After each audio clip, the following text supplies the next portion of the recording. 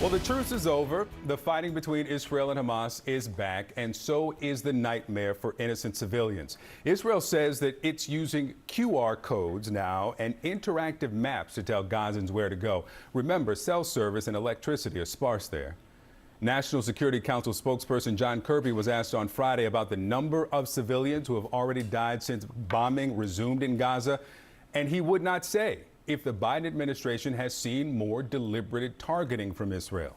Secretary of State Antony Blinken had said that he wanted to see Israeli plans to protect civilians before fighting resumed. This is his latest comment. I have seen that information start to get out. I saw the plans that Israel has in a multiplicity of ways to do everything possible to protect civilians, including making sure that they have the information they need and that there are ways to accommodate them. And this is going to be very important going forward, and it's something we're going to be looking at very closely.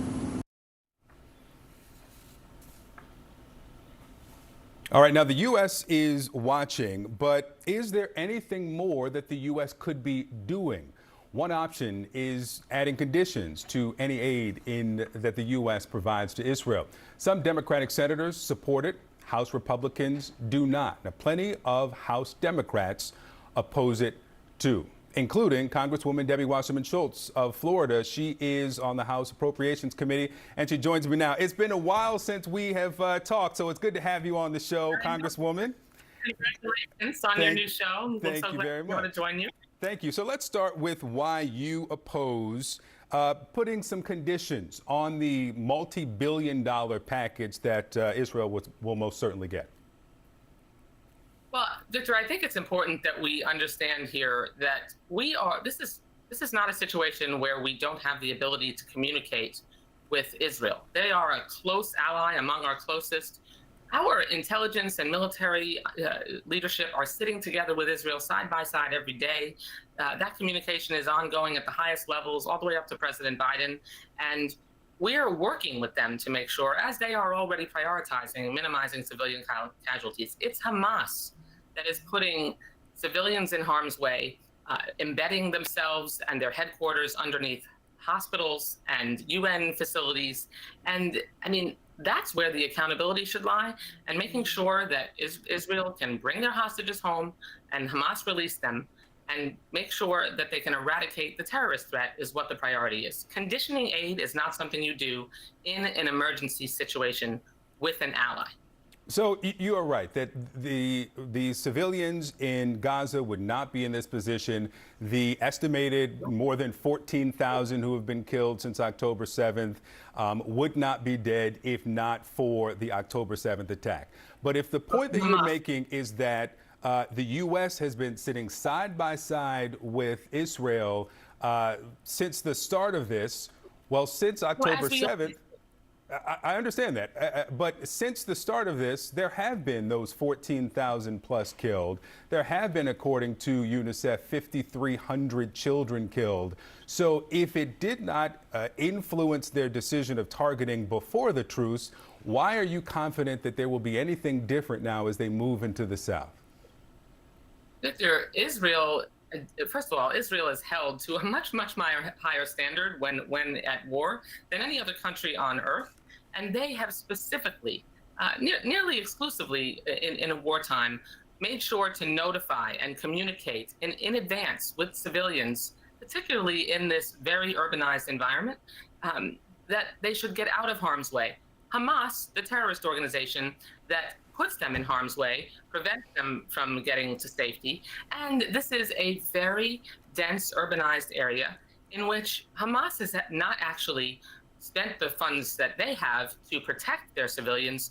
They have said publicly in interviews that they spend their money on their tunnel system so they can protect themselves. Yeah. So Hamas is to blame for the harm that is coming to their civilians. But go where? When you say that the IDF is warning the civilians to get out of the way, and I should say that the leaflets have been dropped over the cities in southern Gaza that they are focusing on now, but they're using QR codes. We have reported that how unreliable cell phone service is, the electricity, the internet as well. So I don't know what a QR code does to anybody who doesn't have cell phone service and doesn't have access to the internet. But if the IDF has told them to move south, where are they supposed to go now? What should happen here is that Hamas should release the hostages. They should cease their attacks, a ceasefire that they yet again broke, just yesterday, even before it was determined that the truce was not going to continue. This is on Hamas. That's where this conflict was started. They have killed 1,400 civilians in an unprecedented attack in Israel. They took 240 women, children, and elderly people hostage, most of whom they are still holding on to. Victor, I wish you were asking me questions about how Hamas is being held to account. That is where Gaza needs to be freed from Hamas. And we already have the ability, thanks to President Biden. We are already communicating. We've gotten dozens and dozens, actually hundreds of aid trucks into into Gaza, and Hamas skims off the top to make sure that they can refortify and be able to be strong. Those trucks are getting in. Those trucks are getting in after a nearly month-long blockade on food and fuel and water, and the fuel obviously challenging the desalination plant. But let me ask you about, you say that this is on Hamas. Yes. That humanitarian aid for themselves. I understand that. And attack again. But here's the question. You say this is on Hamas. I understand that the Israeli government has said that ending Hamas is the goal. I think most states across the world, most countries can understand that after what happened on October 7th, that is the goal. But if the goal is to go after Hamas and there are innocent civilians between them, what pressure do you think, if at all, is required or is appropriate on Israel to prevent the numbers that we saw in the first 45 days of this war?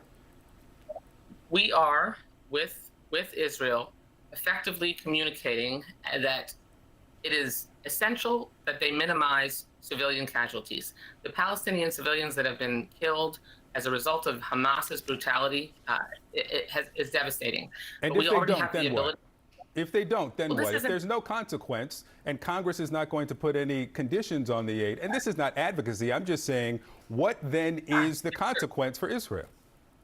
What do you mean by if they don't? I mean, we're already in a situation where worldwide, including the UN, UN women and others have not even condemned Hamas for their attacks, and they haven't condemned them for the brutal sexual violence. I mean, Israel is under a situation where it's me too, unless you're a Jew, and the higher standard that Israel is held to in wartime, when they have suffered an incredibly brutal attack, is wildly inappropriate in an emergency, and this disproportionate accountability that Israel is being held to when Hamas completely controls the ability to cease the war by releasing the hostages and ending their commitment to eradicating Israel and killing Jews. All right, Congresswoman Debbie in their court. Period. Congresswoman Debbie Wasserman Schultz, thank you so much for being with me. Good to see you again. Thank you.